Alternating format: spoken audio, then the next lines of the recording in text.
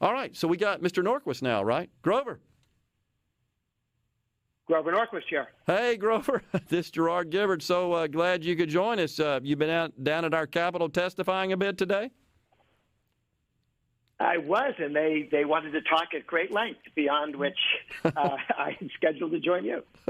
Well, I understand we got a couple of minutes in this segment. Hopefully you can hang on for the next segment. But while we're in this one, what's it all about? What are you seeing? What are you hearing?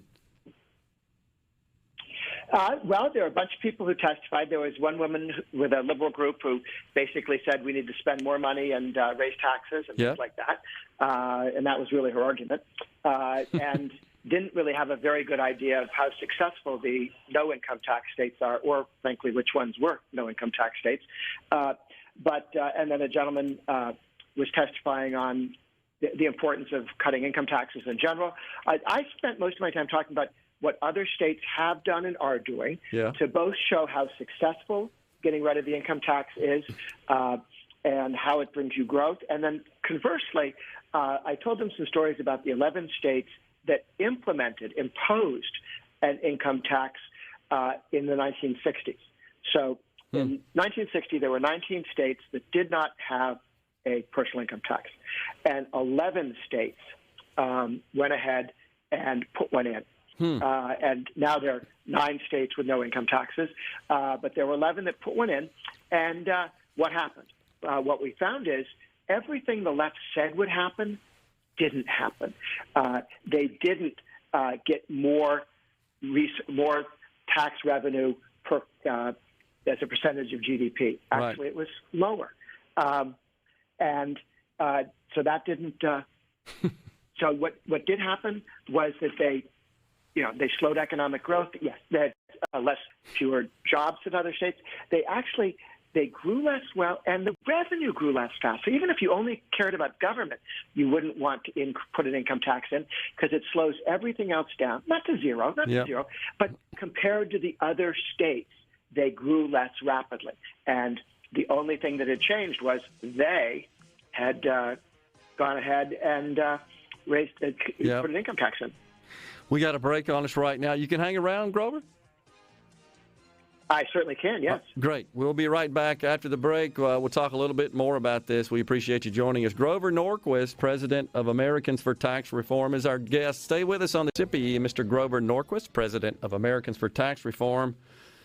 So, sounds like, Grover, that you had both for and again, as is to be expected in this debate.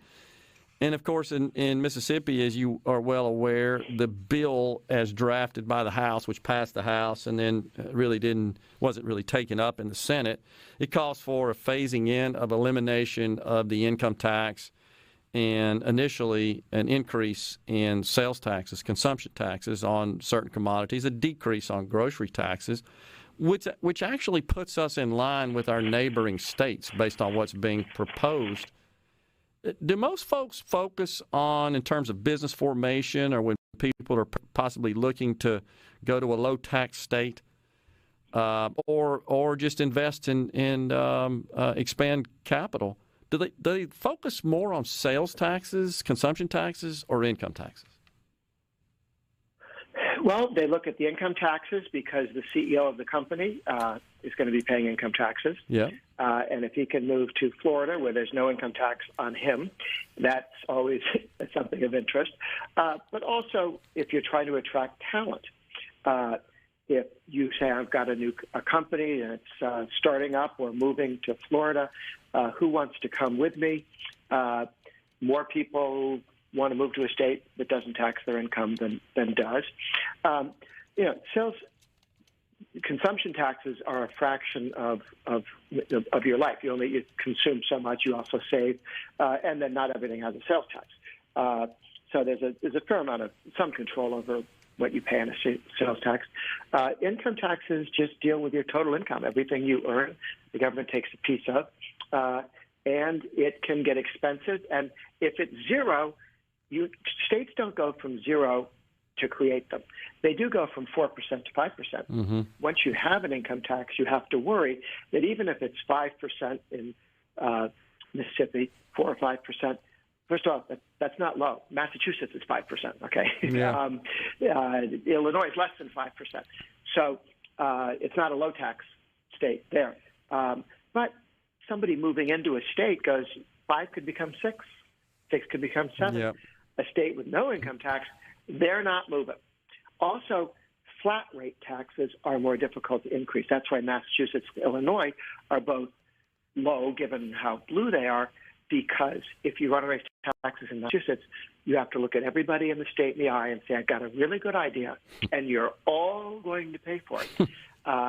And it's not just the Kennedy kids that are going to pay for it. You're going to have to pay for it. And that allows people to say no, and fewer things pass the laugh test if everyone's paying for it. Yeah. Otherwise, they would have to implement tiers and so-called brackets, and then create a more progressive structure, and that probably get a lot of pushback. Well, and if you divide people into little different groups, as Mississippi does, there are 2, 3, 4, and 5%. They used to include 3%. Then you can raise taxes on one group at a time, just a little bit. And, that's not me. That's somebody else. That's all about how Biden got elected saying he wouldn't raise taxes on anyone who earned less than $400,000 a year. And so most people said, that's not me. And they didn't pay attention to the fact that what they're talking about is a corporate income tax, which reduces your wages because companies that don't have money can't pay you more. A corporate income tax which raises all your utility bills. All your utilities pay corporate income taxes. And legally, that utility is required to just pass that straight through to you, a federal income tax, corporate income tax on your power plant or electric plant or gas or electricity. That goes straight to you. You pay for that. Yeah. So Biden was lying when he said he wasn't going to raise your taxes. I won't raise your taxes. Obviously, it will be sneaky. I will raise your corporation will pay you less so they can pay the government more. The corporation the store you buy from will raise the prices on the store because we've raised the tax on the store. Right. You pay all the property taxes for the grocery store you visit. Sure. You pay all of the corporate income taxes when you buy a car. Nobody else is paying General Motors anything other than consumers. Yeah, absolutely. And it doesn't ever seem to get into the discussion. I've been talking about on the program just a couple of days ago.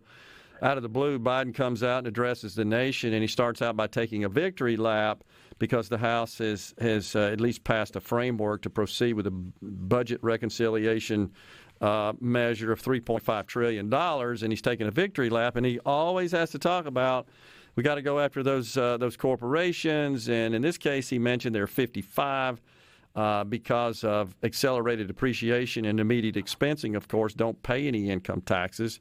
And he said that amounted to net profit aggregate of those 55 of about $40 billion. And that's a nice, tidy sum, but the tax on that's about $10 billion, and it's nothing. Well, also when he says here's all the money they made, what he means is they earned $1 billion, and instead of taking it home or paying Bezos more money or sending money out to dividend, they invested that money into making the business better and making their workers more productive, which makes them worth more. Which would you rather have? $1 billion going into a steel mill to make the workers more productive so they can get paid more, or would you rather they gave that $1 billion to the government and didn't expand jobs and have more investment? You want that money going into investment when you have an expensing, which basically says if you invest in a dollar in your company, we're not going to consider that a profit. It's not a profit. You're spending it. You don't have it. Okay? Yep. It's not going into the pockets of anybody. It's being spent to build another factory or to train workers or to pay workers. So all of those things are expenses, and the income tax without full expensing discourages people from investing in their company.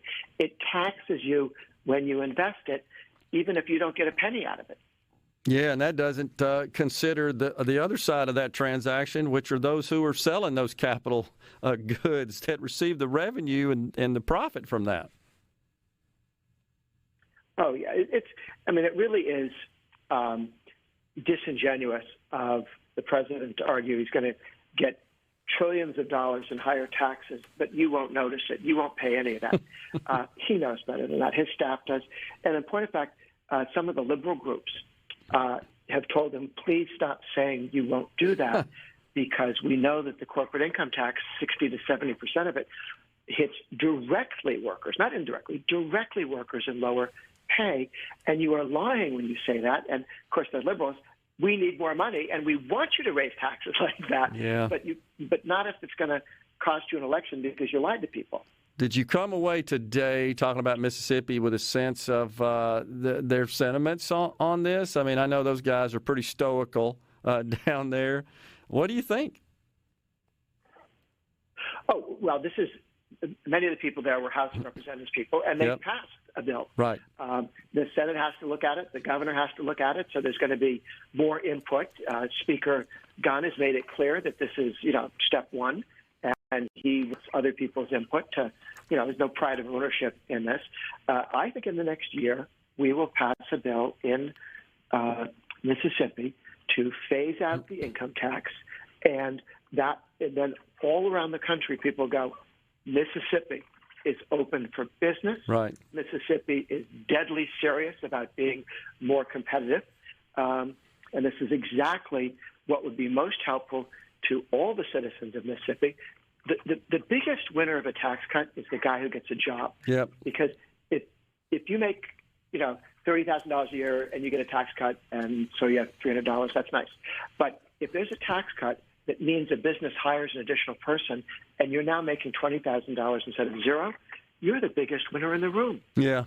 Yeah, that's exactly right. This primarily benefits working people. As you know, in Mississippi, one of the challenges is that certain retirement income is exempt from income tax, and so any increase on some commodities in the way of sales taxes does represent a slight increase to those that are retired. I've talked to the Speaker about coming up with something to sort of phase in that provision, allowing them to sort of stay level with maybe some kind of tax credit or something in the interim to phase that out. Your thoughts about that? It's kind of a predicament.